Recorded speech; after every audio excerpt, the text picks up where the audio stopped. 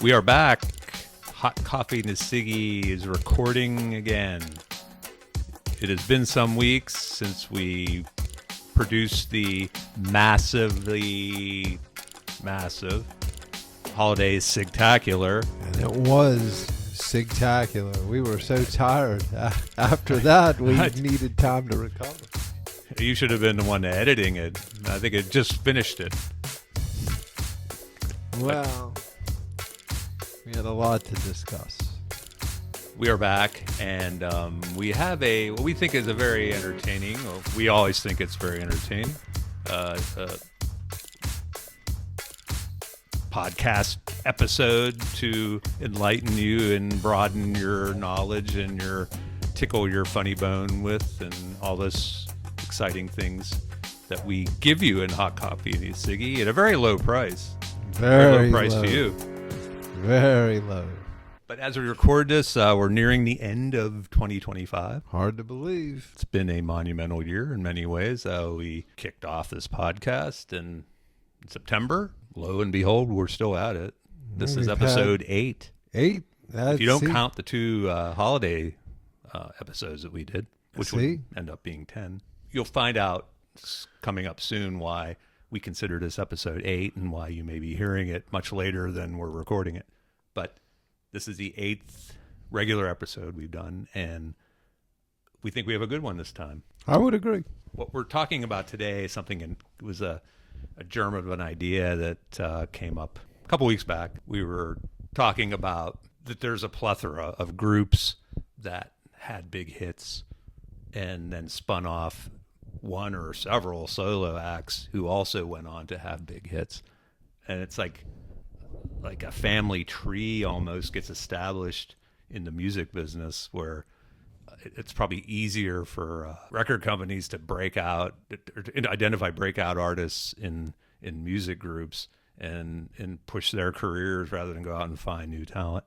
Whether that's the case, or they somebody emerges from a group as the key player, almost always the singer. They're proven. I mean, you figure they're proven on some level, and I think just about any record company, if you had a group that was successful, they'd probably try them on at least one solo album. Anybody in the group that wanted to make one, and obviously.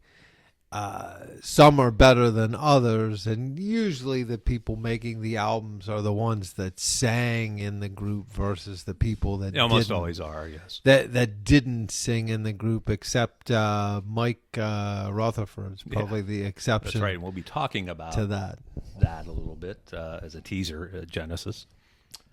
So what we're going to be doing today is kind of highlight some of these groups that were huge, successful groups on their own for the most part, that then spun off their solo artists from their group, whether they were the singer or in some cases formed smaller groups from within the big group and went on to have formidable careers of their own. And we thought that'd be kind of interesting to break out, because like all these other ideas, we talked about this and we're like, well, what we tend to do is our working process here, how the magic happens. We throw around some ideas and we're like, that's kind of a good idea to fill a podcast with. So the first thing to kind of do for that is build a Spotify playlist around that theme. Like we did that with the Halloween and with the holiday and with the cage matches. We build a playlist, a small playlist of what we think are examples of that kind of thing.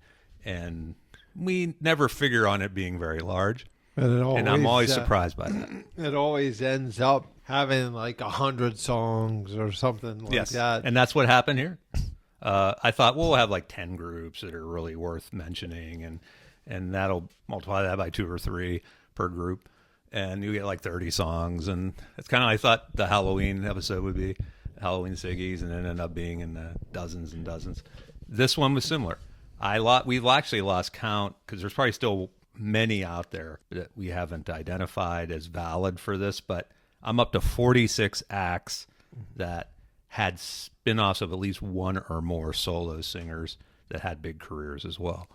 And that makes for if we talked about every one of them, we'd be here like with the Christmas episode, and I don't want to edit that again. So we'll try to give everybody a break here. That's a famous first words of most of these podcasts is that we're going to try to keep this short, and then next thing you know, it's an hour in.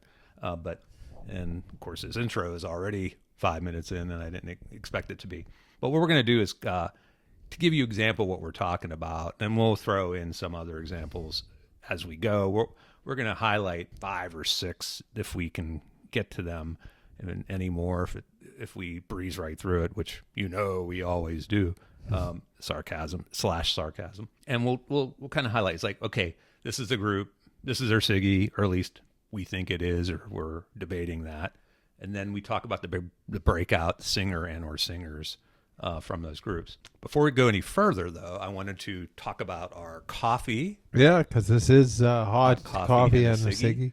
And I was very excited to get this as a Christmas gift from my wife. It's called the University of Pittsburgh.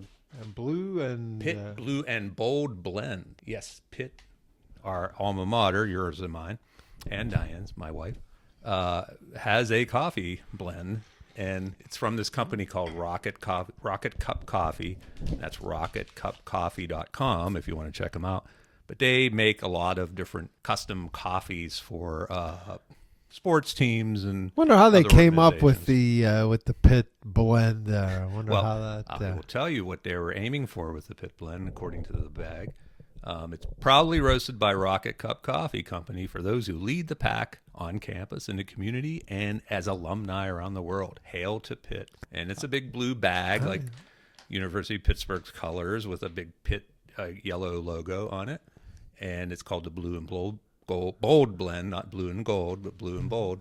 And they describe it as being an origin of Latin American beans with hints of milk chocolate, red apple, and toasted nut. Would you say you taste any of those things? I told you. I think the only thing I could taste in there was the scallops from the cafeteria. From the cafeteria and the towers that you could smell all the way up on the 15th floor. And you could tell we were tortured by that as students, because anytime we have friends who are parents of new Pitt students, I always ask them almost obsessively, ask them if they still make those damn scallops. They ain't making scallops, baked rat, or any of that stuff anymore. I was trying to tell kids wouldn't eat that crap. They wouldn't. They're probably making it's all like a pizza and quesadillas and things like that. That's the thing. They really cater now, both in the school and the businesses around. They are in tune with student tastes more than ever. Well, I think Pitt's catering, the people that do it, I think it's Parkhurst. I think it's Eaton Park is their like supply. It's not Bear Horse. Not Bear Horse anymore. It's a big nasty truck that brought from Bear Horse swill and tossed it into the buckets. But what's nice is that I think for the Pitt students, they get a little discount at like Hello Bistro and the Porch in Oakland, because those are both also Eaton Park, part of the Eaton Park family. And we're not that old that we didn't have like meal cards at the time. It was built into our college ID. We had a meal plan. But you couldn't use those cards in restaurants. They didn't offer. Restaurants are like, of course, I can't say it was a bonus if Pitt would have let us use it at like Roy Rogers. Roy Rogers, yeah. Like, we didn't even have it was a Dunkin'. No, it wasn't a Dunkin'. It was a Mr. Donut. It was right down there. Yeah. And some rather dubious pizza places. George Aiken. Almost all of which are mercifully gone. Yeah, but you walk down there as alumni and you're amazed. Like most of the time you're kind of sad because your haunts are gone, and I guess there's one or two that are gone and I kind of regret aren't there anymore. But mostly I'm in envy now. Well, it's a better. There's more stuff for the students. So many. Now. We highlight this in our about on our webpage and our website, which is Jamin, which is hot coffee and a Siggy, AND and Siggy SIGGY.com. So check us out there. Yes, Website's big and bold, just like our podcast. In fact, it's too big. Just like this coffee. Just like I have to edit it down, just like I have to edit down our episodes. All of our playlists are out there. We'll have a playlist associated with this episode put out there from Spotify. In some cases, we put out a spreadsheet of the songs if you hate Spotify and don't want to actually play it. This is Hot Coffee and a Siggy breaking news. I can't believe this, guys. Once again, they talk about their website or their email, but forget to remind everyone that they should subscribe to the YouTube or Spotify channel. You know, the thing that shows the actual podcast episodes. Come on, guys. Is that so hard? Ugh! Websites and email are so year 2000. Why don't you mention the PlayStation 2 while you're at it? Ugh! I just can't. This has been Hot Coffee and a Siggy breaking news. You can see the examples that we came up with and the many artists and their solos and what we perceive to be their signature songs, or we may be arguing about in this case. We may not get to touch on them in this episode because there's so many. However, you get an idea of what we were thinking of when we put it together. And I think you'll be surprised how many there are, just like I was. But rolling into it, the first one I thought we'd talk about was a monster group that seems to have lost some of its luster over the years, unlike some of the other groups of the 70s. You'd have the Eagles. The Eagles were big. And you know, like the Doobie Brothers. Yeah, they were big all through the decade. They were pretty big. much. Like a solo act like Billy Joel was big. But one of the biggest and maybe sold even more records than all of them combined, and you just don't hear about them much anymore, is Fleetwood Mac. Yeah, Fleetwood Mac is. They've. Well, I think any future reunions are pretty much dead now. They tried, but I think that Christine McVie died a year ago, 2 years ago, and apparently, I guess Lindsay Buckingham and Stevie Nicks were like at odds. They were like oil and water. That's with what they each said other. kind of fueled the creativity of the group. Now, they were formed by Mick Fleetwood. The original group was formed in the late 60s, kind of like the end of the British Revolution there. Yeah. And it was not a pop group. It No, was like Mick blues. Fleetwood and John McVie. Yeah. And they had other players in it and rotating group members that came and went. But the common thread was it was like like a blues prog rock kind of thing. They weren't looking to get on the radio. They were just playing these long songs with long instrumentals and things like that. So they did not get on the radio subsequently. I guess there are probably a lot of hardcore rock fans who from that era who liked that music and would probably say they sold out. Yeah, sold out, right? You know, much like Genesis was, and or Chicago, maybe to like an that, extent, with some of their stuff early in the 70s. The Fleetwood Mac of 1970 was a lot different than the Fleetwood Mac of 1975 through the end of the 80s. Oh yeah, for sure. That changed a lot when I guess they decided to cash in. Maybe the record company was probably telling them, you know, you're not selling enough records here. They brought on Stevie Nicks and Lindsay Buckingham, and they Christine like McVie. I think they wrote Lindsay Buckingham and Stevie Nicks, or Lindsay Buckingham for sure, probably wrote a lot of the big hits they that had a they real had. pop rock, Southern California kind of sound to them. They were in a group themselves called Buckingham Nicks. They were big, Buckingham Nicks.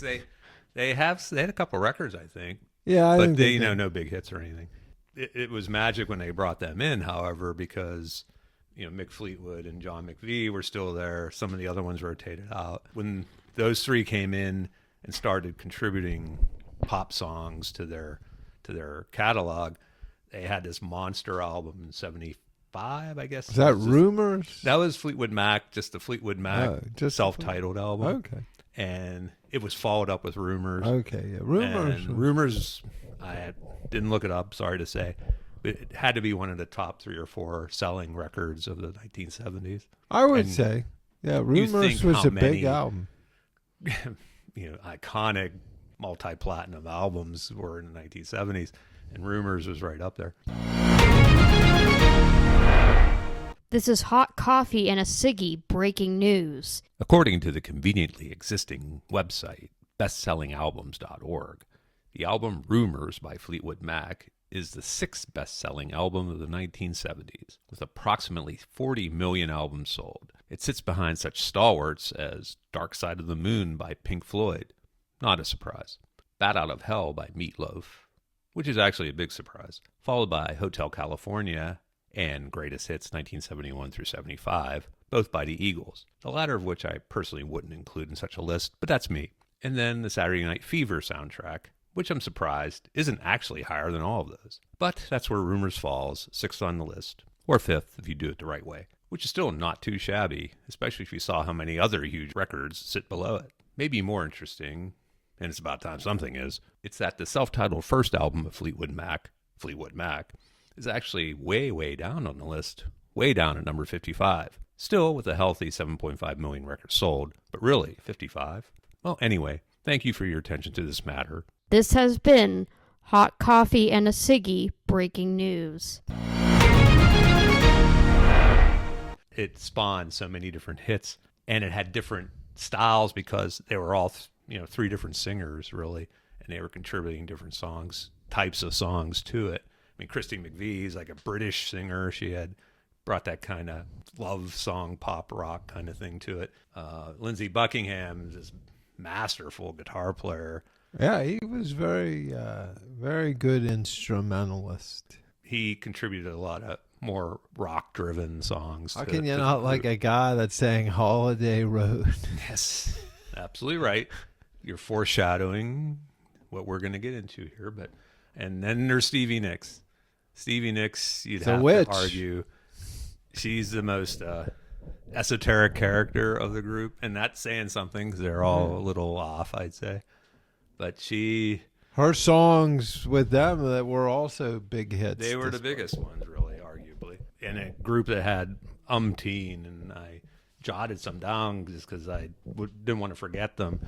You have, and these aren't even the ones that are in the running for a signature song for them, but you have Dreams, Go Your Own Way, Landslide, The Chain, Big Love, Say You Love Me.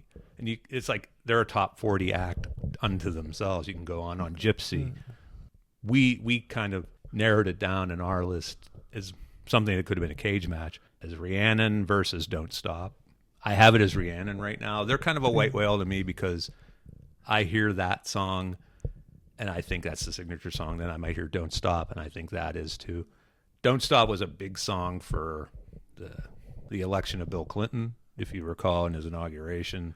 Yeah, well, they had an inaugural ball or whatever, and Fleetwood Mac they break up pretty regularly, I guess, but they reunited to perform Don't Stop. That was the theme of his campaign. How can you refuse old Slick Willie there? Yes, exactly. And he's in line with the Southern California kind of vibe for political persuasion, so they were happy. So that's to one perform vibe he's in line with. It's a lot easier for Democrats to get A-list stars to perform for them. Oh, sure, because they're all with them. All the others more progressive. All the others. The Republicans have to struggle. They have to get like Kid Rock or Wayne Newton or something like that. The talent pool isn't their inaugural balls aren't quite as glittery, I guess. They're going to get Taylor Swift. You might get some country acts. Yeah, you get some country acts. Maybe they could call up Alabama. And that's what they're, it's in like Trace Atkins, someone like that. That's in line with their demographic. So that's the country is a big melting pot, right? So to each their own.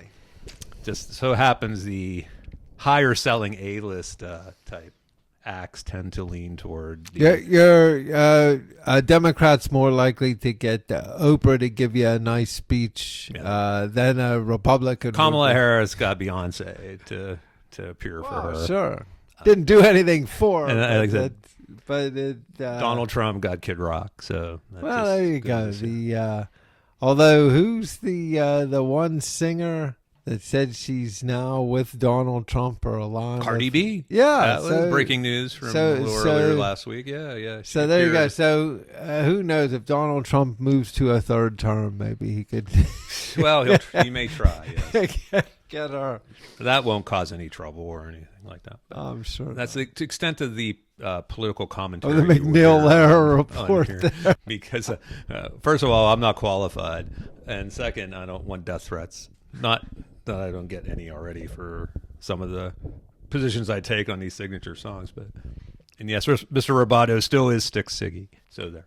But Fleetwood Mac, we have it right now as Rhiannon. And that's really, it's my bias. I got to say, I try to keep bias out of, I try to keep out what I like better than, some other song. If it's faster or slower, I don't like slow songs as much as fast songs. And I have to admit, I'll lean toward a faster song as a Siggy. I try not to, and I've been swayed in some of these episodes to go the other direction. Rhiannon I picked because of my bias for Stevie Nicks. I think Fleetwood Mac would not be Fleetwood Mac without Stevie Nicks. They would be a good group. They would be maybe even a super group. They have a lot of hits. Christine McVie, Lindsay Buckingham. But Stevie Nicks adds that extra something that no other act had or has, really. And it's like you alluded to it, that she puts on this aura of like she's a witch. I don't know if she ever came out and said she thinks she's a witch, but I think she is sympathetic to the cause of witches. Twitching her nose there like Samantha, trying to blink up something. She certainly plays up the association in her appearances and her videos. And Fleetwood Mac concerts, she was always in the long black shawls and and she would dance around kind of like she was in a trance. She had me convinced. Yeah. And her videos are like that for Fleetwood Mac and her own solo videos as well. Whether I like that or not, and I'm okay with it. I wasn't the biggest Fleetwood Mac fan in the world. Fortunately, she was only one part of the group. So yeah, if you didn't like her too much, she had two other big acts that were very competent, and they made some really competent music. The whole group, when they dance around like a witch or whatever, that's fine. Yeah, the rest were pretty straightforward. But it was all... I wouldn't even say, in a now hold on there moment. I don't think Rhiannon isn't necessarily the first song I think of when I think of Fleetwood Mac. I would say, what's the song? Go Your Own Way.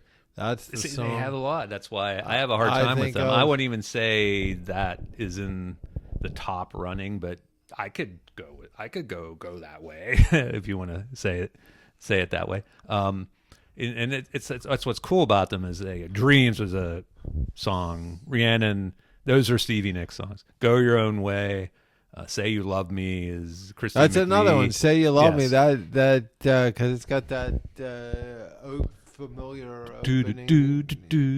And I think that was on Rumors, maybe. I get the first album and the second one mixed up. I should have a list of them here. But I'm a bad host. But I don't know that Rhiannon is the one I think of, but and I could be easily swayed to be Don't Stop or one of the others, and that's what's tough. I don't have a reason right now to say it's not Rhiannon.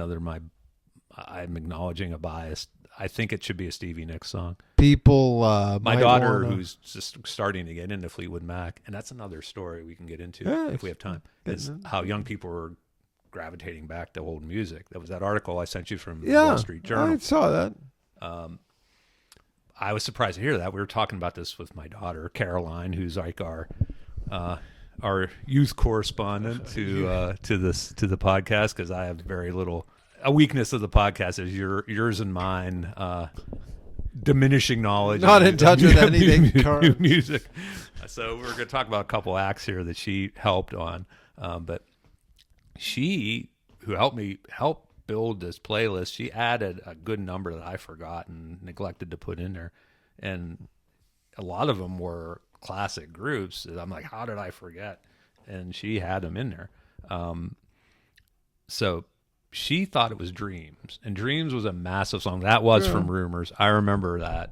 It was, I think we were like 12 years old when I was 12? a hit. 'Cause it was That'd like the have summer been when like I remember hearing it all over the place. 70, And I'm going to argue against that, but you don't even 78. hear Dreams much anymore. But it started out with a real distinct bass line. Or if you listen to, I guess, the 70s channel, 70s Gold or whatever they call it on Sirius, you'll catch some of those kind of things. Heck, you get that Bob FM. They played the other day. You want to talk about just a real... Juxtaposition and yeah, weird combination. they played That's the Way Love Ought to Be, Donny Iris, which of course most stations wouldn't even play Donny Iris, and if they were going to play Donny song, Iris, yeah, they wouldn't that's a play deep that cut. song. And the one after that might have been, it was definitely Neil Diamond, and I can't remember if it was Sweet Caroline or Cracklin' Rosie. Cracklin' Rose. That was one of the first singles. Well, it wasn't. I became aware of as a kid that my dad had bought. He bought Cracklin' Rosie. But think of that; those two songs like back to back. Yeah, that's a cool radio station for that reason, because they'll do that. I do keep them on when I have just the regular radio on. Now they won't play anything FM. new, really, but they'll of the older songs they play. It's not just the same 20, Billy Joel and Elton John type Right? things. Think of that. They played. Donny Iris is from Pittsburgh or Pittsburgh area, but Right. like playing even that Donny Iris song, I That's was a like, weird wow. one to play, and That's it's a like- great song. It would be like fifth in the list, I'd say, that you'd expect them to play. I think that might have been Christmas Day. I heard that was on the radio, and then Cracklin' Rosie. I don't know that anybody. I could hear that guitar beginning of that song right I don't know that any stations are playing Neil Diamond at this point. Cracklin' Rosie, get on board. But I think I mangled the lyric there, but in there's any a, case, there's a movie that's out. Oh yeah, Neil Diamond. Like a retrospective kind of movie. Who's the guy that's No, you're playing gonna Neil ask me that. Diamond? Gonna have to look It's that a up. big Stall guy. him. Yeah, he's a major artist, major actor. And well, I guess if you live long enough and have long enough of a career, they make a movie out of your life. Yeah, because when I saw it, I was like, Like wow. it's like the first thing that came up was why was this? Hugh Jackman, by the way, is the actor. Well, there you go, Wolverine and Neil Diamond. And Kate Hudson is also in that movie. See that? I didn't have to read that. I remember that for some reason, but I couldn't think of Hugh Jackman. But that's So I've got to check that movie out. I get a chance, I think. the last time I think Neil Diamond had anything going with a movie, it was The Jazz Singer. Jazz Singer. I actually Which I watched saw that in I the saw that. theater. I didn't think it was that bad. Went to the It got tortured. It got well, ripped to shreds. the story it's based on the old Al Jolson, Yeah, the jazz right. singer, where the father's a rabbi and he wants his son to follow in his footsteps to be a cantor or singer, and he decides he's going to be a popular singer, yes. versus singing in the temple, and that leads to a whole thing. That was a whole parody in The Simpsons too. If you ever seen that episode, I think I have Krusty the seen Clown. that. He Krusty left. Krusty Krusty's decided to be a father clown, was a and rabbi. yes, and it was played by Who, the rabbi? yes. Stay with Jackie us, folks. Mason. Jackie Mason. I couldn't think of the name. There you go. I was going to say who was in Caddyshack 2. I should have asked that. You would have known that. Yeah, Then Jackie I would have Mason. known it too, because Jackie Mason, the Jackie. guy banned by Ed Sullivan because he gave Ed Sullivan the finger. But in any event, that's very little to do with Fleetwood Mac, if nothing.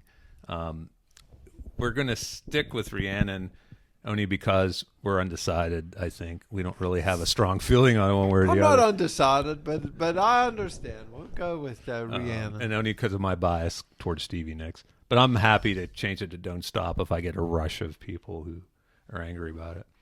But it's a unique spin-off, and we might end up calling this article Spin-Off Siggys, because it spun off those three pretty accomplished solo performers, Yeah. which most groups might spin off one, maybe two, but they spun off three. And that would be Stevie Nicks and Christy McVie. Did Christy Lindsay McVie Buckingham. have a big solo career? Not a big solo career, but she had hits. Got a Hold on Me is her big song. Okay, I've heard that song. And that gets played a lot, actually.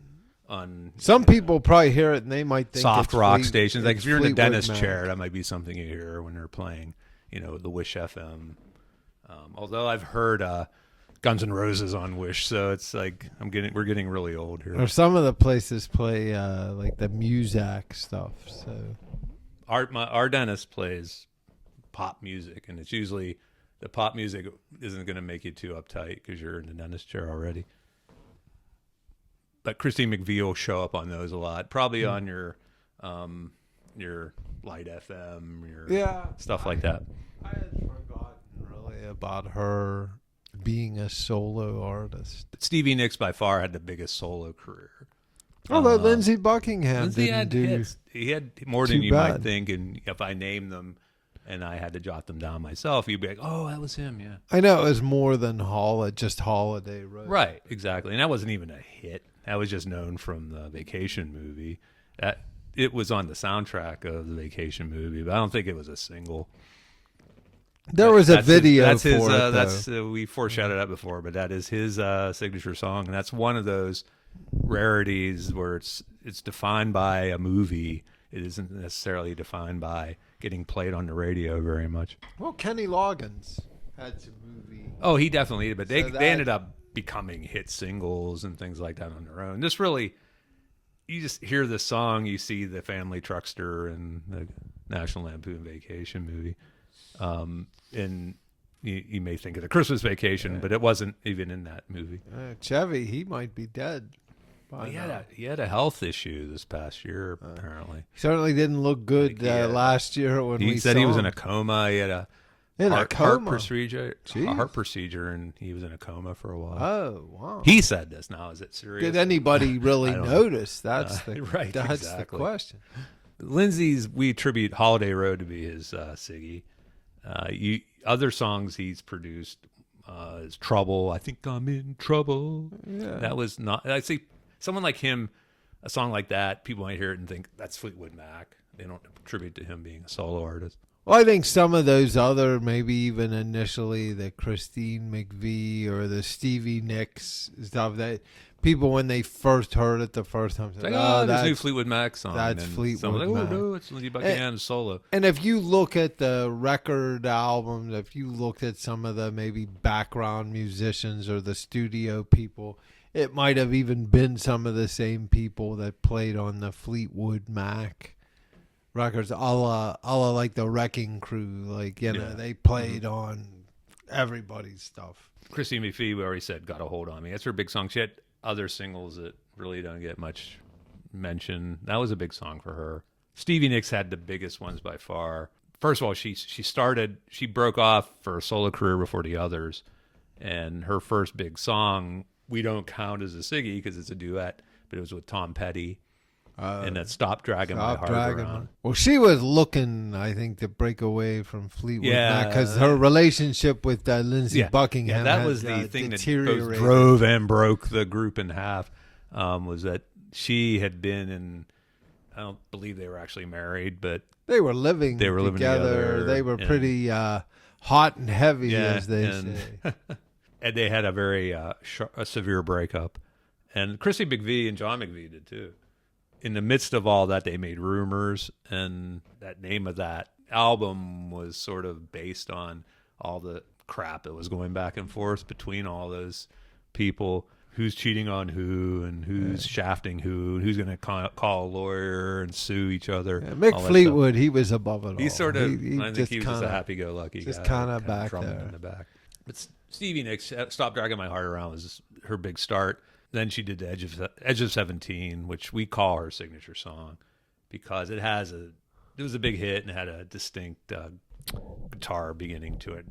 You hear Stevie Nicks and you think Stevie Nicks solo, I think of Edge of 17. Probably think of Stop Dragging My Heart Around first, but we can't count it. But then Edge of 17 was the next big one. She did was other that ones. Bill that stopped right now? Was that, like we talked about before, was that officially billed as a duet, or was that like on a Tom Petty album and she. So I think that was on her debut solo album, but was it like one of it those? was Tom Petty and the Heartbreakers, and she sang with them essentially, and they were happy, I guess, to let her put it on her album.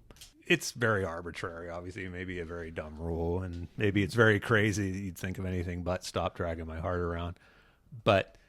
If we're not going to count it, then we're going to say Edge of 17 is a close second. She had other and there's solo been hits. That song's been used in many movies. There may have been a movie called Edge of 17, I think, actually, that obviously is about. Well, it was a like series, I think, and they had after Edge of 16, then they went to Edge of 17. See, I thought you knew that. I thought you were. You thought I might. I bought into that very sincerely. Well, of course, I'm. There was another one that was funny. It was called "Stand Back." That came out. Stand Back, and I remember. I think that's the song David Letterman made fun of her dancing on the video all the time. Like all the time, she's like, "I'd stop everything and check Stevie Nicks out dancing on her video." And like, "Oh yeah, Dave." Yeah, Dave. Sure. And they just show her dancing. Weird She was stuff. like waving her hands in front of her face, and they did it. They tortured her with that. I think she was a good sport and came on the show, and I might have told them to F off or something like that. This is hot coffee and a Siggy breaking news.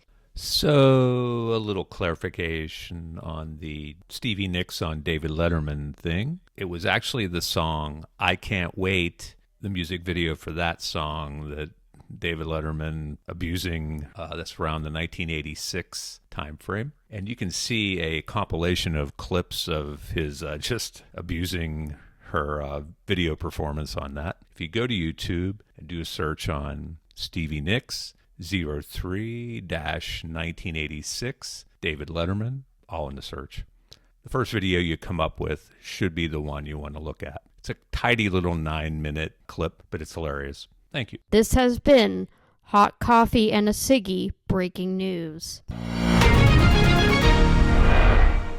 That's when David Letterman was funny. He was still on NBC. Yeah, he never was quite the same when he got to CBS.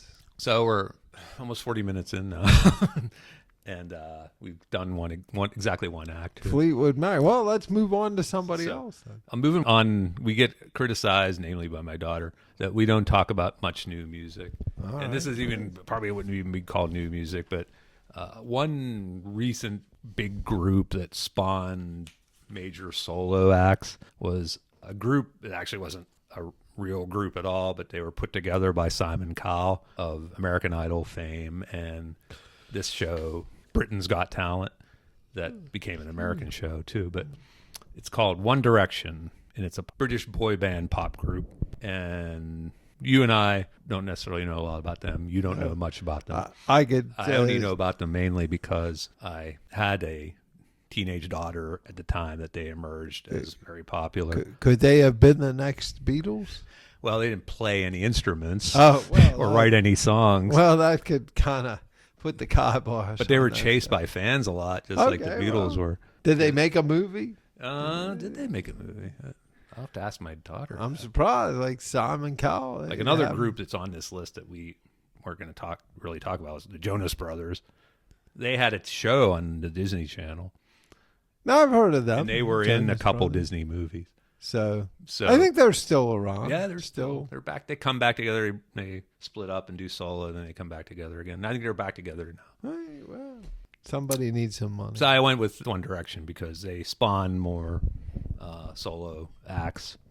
Jonas Brothers are only 3 people. One Direction had 5. Their biggest song by far is a song called "That's What Makes You Beautiful," and it got mid 2010s got loads of play on music stations and Radio Disney and things like that. And it's a catchy song, catchy pop song. It's boy bands. They get things written for them, and those writers know what they're doing. They know. I guess. Although they don't tell that to Elvis. Go back to the Monkees and to. Don't tell that to Elvis. Elvis didn't write his own material, so he had to take. He had some good songs, but he had to take a lot of crap like Clam Bake. Which I enjoy. One Direction were 5 guys that did not know each other at all. They had no prior relationship as performers together. They didn't come together organically. I wonder how in any they way. did that. They What just had happened like a was- cattle call. Basically, for well, a you've bunch of- seen American Idol, right? Where Yeah. people just show up for auditions. Now, they showed up for the audition to this show, Britain's Got Talent, and Simon Cowell, that's his show. They all auditioned separately. They were just random guys who auditioned. And none of them, I guess he thought none of them were really good enough on their own to be featured on the show. But he had the idea, kind of based on all the boy bands that are Well, the Monkees Yeah, had started like you said, Backstreet mentioned Boys and NSYNC. the all- Monkees. They held auditions and stuff looking for 4 guys, and they weren't even looking for a music group. They were looking to have 4 guys on a TV show about a music group, Right. and it turned into A whole second, a 2 music- degrees of separation. It was similar here. I don't know if it was just like a eureka kind of thing or it was cynically contrived on his part. But what he did was put them all together and say, hey, I'm going to make you a boy band group, basically. And with the right songs and the right editing and the right sound modification in the studio, they sounded pretty good together. And Did but they the main tour? thing was the look. Did The they look tour? was the main Did they thing. tour? Yeah, they did shit, and they had They didn't play their own instruments. They didn't play Of course, their they own didn't play instruments, any no. instruments. no, so that- Yeah, whether they had a band behind them or they just played a soundtrack over the, wow. which is not uncommon anymore, unfortunately. They're made up of. They were known by their first names. That was part of the shtick too with them, like Harry, Niall, Zane, Louis, and Liam, and they have last names too, but they. Inevitably, since they weren't a group to begin with, they kind of once they got a few hits, couple albums. They decided they wanted to cash in on that and go their own way. And the first one I think to do that was a Zane, and he had this. He has his signature song, and my daughter helped me with these. So folks who are, if we have anyone under 60 who listens to this podcast, if you happen to be under 30 even. And you're a big One Direction fan, and you happen to be outraged by what we pick here. That's real. I get help from my daughter on this because she's 23 and was in the prime of One Direction's success. She was in her early teen years. Zayn was the first one that broke away, and he had this hit called "Pillow Talk." And one thing that makes new music all difficult now. For me, anyway, it's not so much that it's all kind of like formulaic and all sounds the same to me, which every parent thought about their kids' music, I think, at some point, that it's all stupid and it doesn't sound like music. My dad he's like, why are you playing that crap? It doesn't sound like real music. Herb Alpert, now that was a real group. I thought their songs were catchy as pop songs, but nothing. I played some of them for you. Yeah. And they weren't. They aren't going to be in the realm of the Beatles or maybe even the Monkees in the future. But they're catchy stuff, and they're good-looking dudes, I guess. Girls like them. So that Zayn broke off first, and Harry Styles, that's his last name. He's been the most successful of all of them, probably, as a singer, solo singer. He has this song called Watermelon Sugar.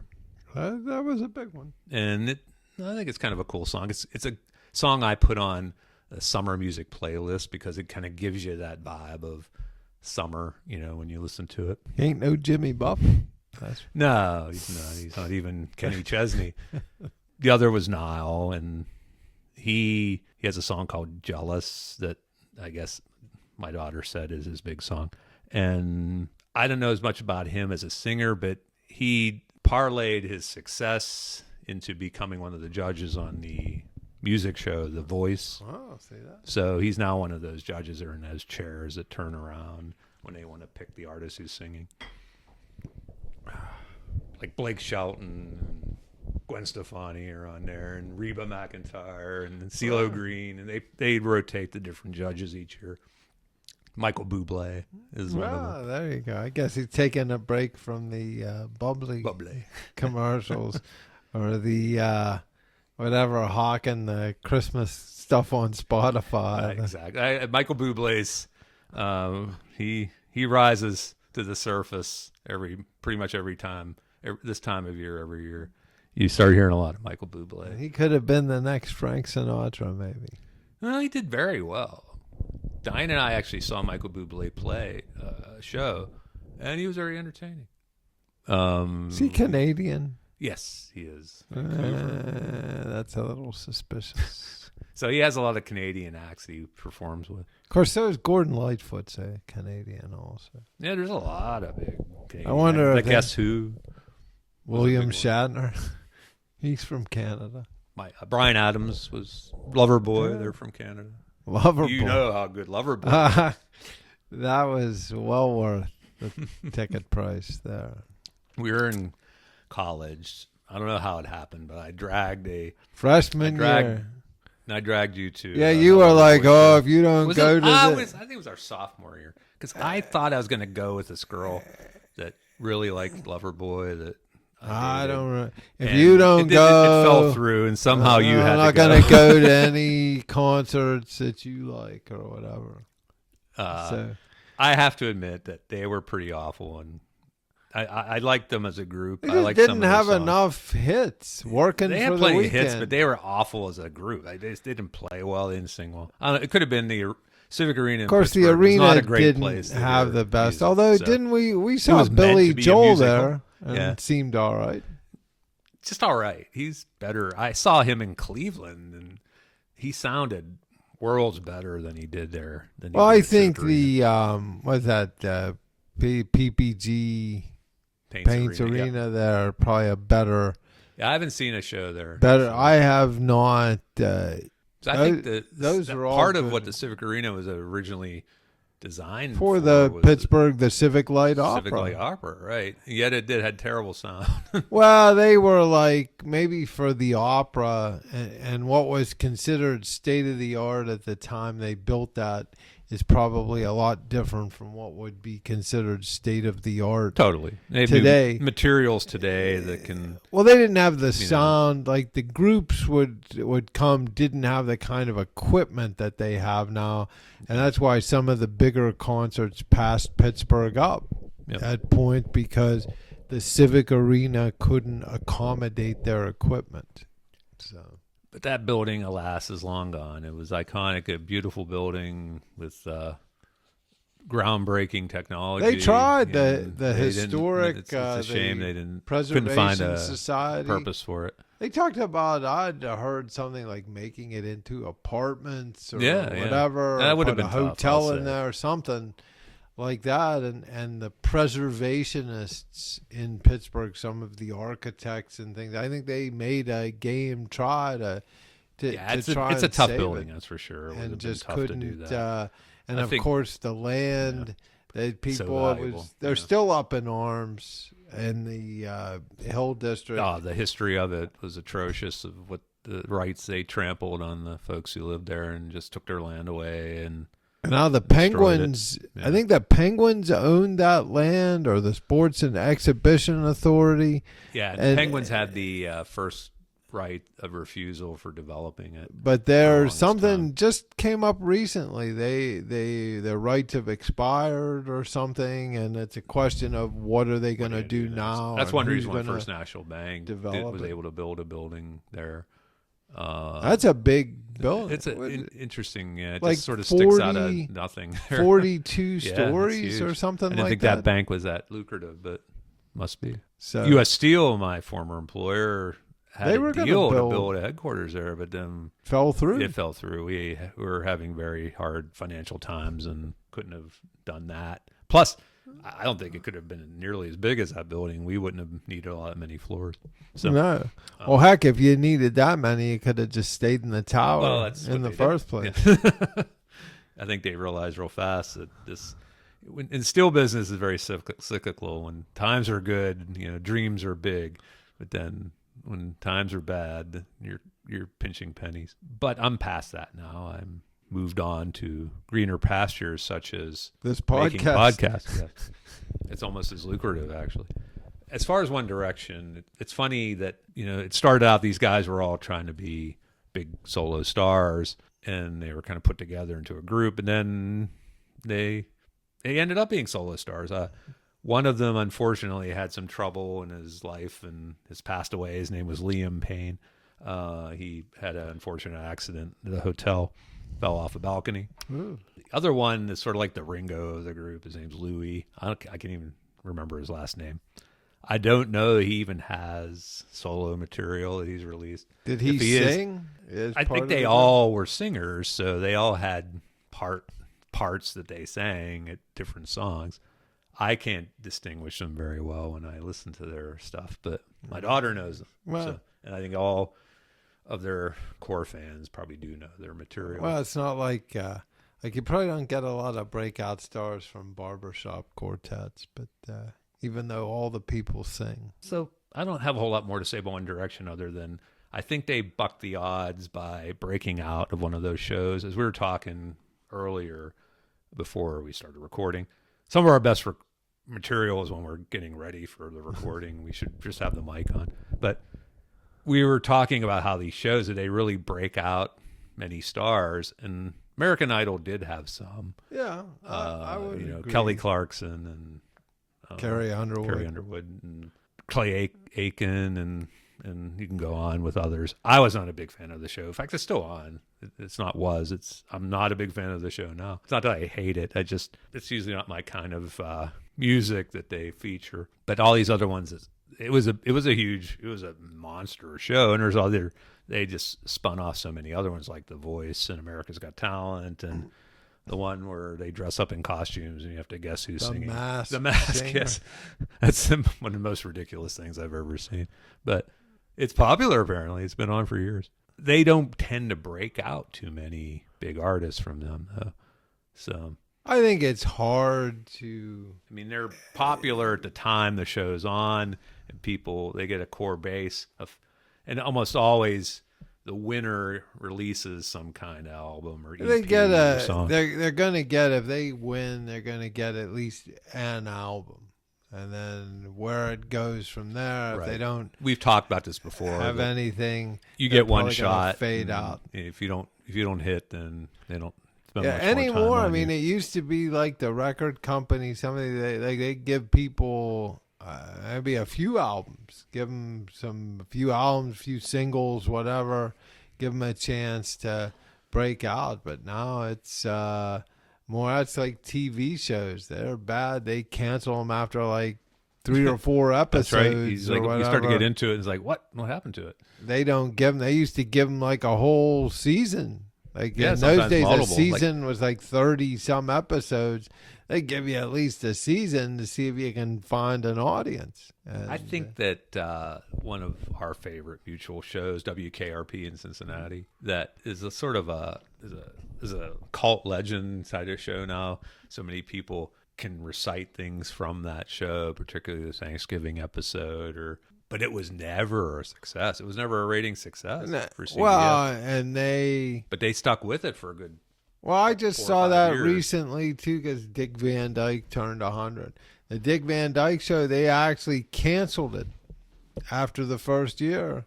Wow. And then it hit summer reruns, and people started watching the show, and they decided based on those numbers to pick it back up. But I think what saved a show like WKRP was a demographic that did watch it. It was young people. Sure. And all these networks want the young people because they control the purchases, and you grow with them. You know, they grow with you, and you can get them to see ads for other shows and maybe move on and watch those shows. I think some of those best shows, maybe like in the 70s, 60s, 70s, maybe even early 80s. Well, like initially, Seinfeld wasn't a breakout That's right. hit. It took a few years to find its stride. And today, they'd have probably canceled it after the first half a dozen episodes if it hadn't been a success. WKRP really shaped a lot of my love of music. It talked about music and it featured some acts on it, and probably unrealistic as any of it was. It was like a show portraying things that I was interested in. As WKRP, the station with more news and less Nessman. I should put echo on that. It has nothing to do with One Direction, who have no idea what that show is, but a group that would, because it was a contemporary of WKRP, is the Commodores. Wow. The Commodores were a major R&B act of the 70s. They're close to being what I consider the holy trinity of R&B for that time. I consider that to be Earth, Wind, and Fire, the Jacksons, and Kool and the Gang, but that's just me. The Commodores are right there on the edge. We're trying to break in, but those are all staples you would hear in any kind of dance party when we were in junior high and high school. And of course, they have multiple hits, and the feature player of the Commodores by far was Lionel Richie. Lionel Richie, sure. He wrote most of the songs and sang most of their hit songs. And of the ones you know, there's just like a plethora of others that are just cool dance songs that don't get much play. But by far, their biggest song is Brick House. And we were talking before the show that the irony of Brick House is that was one song that Lionel Richie did not sing in the group. He was at least a co-writer of that song, as he was with most of them. But it's the one most people think of by far when they think of the Commodores, and he was not the singer of it. I couldn't tell you who the singer is of that song because he was the main guy. Look at all their other ones. Easy, Sail On, Lady, You Bring Me Up. Those are all Lionel songs. And you could intermix those with his solo career. And there's probably a lot of collections you could buy now that probably do intertwine them. Both. When he broke out, it was on riding the wave of all those hits. Easy and Sail On were tremendously popular singles. And Lady, You Bring Me Up, we were in high school, and that was a big hit song. I remember it in our dances. Nobody would dance with me to them, but I remember hearing those songs. So he spun off, and probably by the strength of something we've talked about in our Girl Power episode was he did a monster duet with Diana Ross. Yeah, Endless Love. And I think he got the idea that, wow, I could sustain a solo career based on the success of this. And he moved. I don't think it was a easy thing for him either. I think he was close to those guys in the Commodores. But I think he saw that control things more himself if it was his name. Did he ever get back with them for a reunion? I don't remember that. I don't think he did. So they probably were bitter. They probably were. You can't blame him, I guess. He's because they never, like you said, other than that Night Shift song, they didn't. They never really enjoyed any more success after he left. Like you probably wonder how many original members of the group are still left, if they even perform anymore. I mean, that's like Chicago. I don't think they had as big a success after Peter Cetera left as they did when he was there. Yeah, and that's right.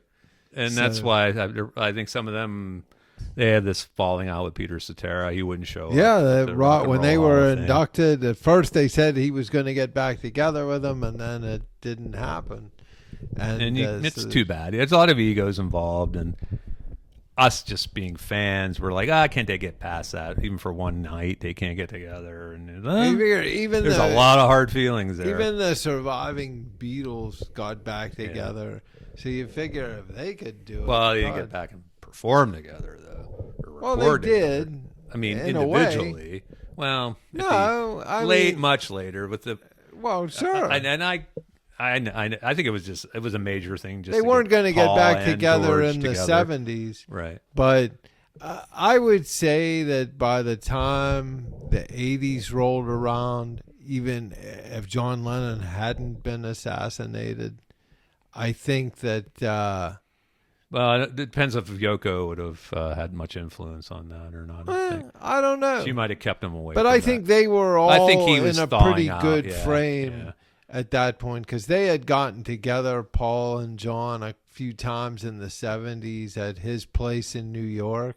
In fact, they were watching Saturday Night Live or something when they offered, if they were there, I guess on the air, said, if they would come down or something and sing, they'd give them like $50,000 or something. Yeah, it was a Saturday Night Live like a thing skit where Lorne Michaels got on and he's like, put this offer out to the Beatles to perform on our show. I will pay you like something ridiculous. Like and John and Paul were actually like in New York City. And it was meant to be it. funny because it was such a small amount. And they thought about it. We thought about it for a little bit. We ended up not going, but it was so... I guess maybe, like you said, as fans, we look at it and say, well, it's no big deal. But I guess maybe, because invariably, I guess in any of the groups on the sheet we're looking at here, probably all of the groups, there's at least one person in there that fancies himself a solo artist above it all, and being able being to, the one in charge, to be like, I could do this myself. I don't really need these guys here. They're like my background. Even now, that group we talk about, One Direction, I think they all thought they were bigger than everybody else, and they did their whole solo thing. The one guy passed away, and I guess they got together for a service, but they're even like, why don't you guys, just do like a show to kind of, and they even then they wouldn't do it, I guess. Well, eventually what happens is someone needs money, or somebody needs money, and they get down on their hands and knees and they go, oh, please, let's do a 20-city tour. My God, please. Let's do something. I really need the money. So that covers, as usual, we had optimism to get through a number of artists in this episode and keep it under an hour or so, which we found is sort of the golden number. We're already past an hour, and we had a number more others to go that we were going to be talking about. So we think we're going to do is break this off right now and call this part one of our group solo Siggys, or our spin-off Siggys. Or if we come up with even a cooler name, we'll be calling it that. That's it. So, again, check out us. Check out our hotcoffeeandasiggy.com. Or send us an email at hotcoffeeand, with an S, at gmail.com. That's right. If you have any thoughts or criticisms or compliments. We like compliments. We crave them. We don't get many of them. Yes, give us a shout. Look at our webpage. This is Hot Coffee and a Siggy breaking news. Once again, subscribe to the YouTube or Spotify channel. Come on, guys. This has been Hot Coffee and a Siggy breaking news. Check out some of our old podcasts if you haven't had the opportunity. Opportunity is a nice word. Look out for part 2 of the group solo Siggys.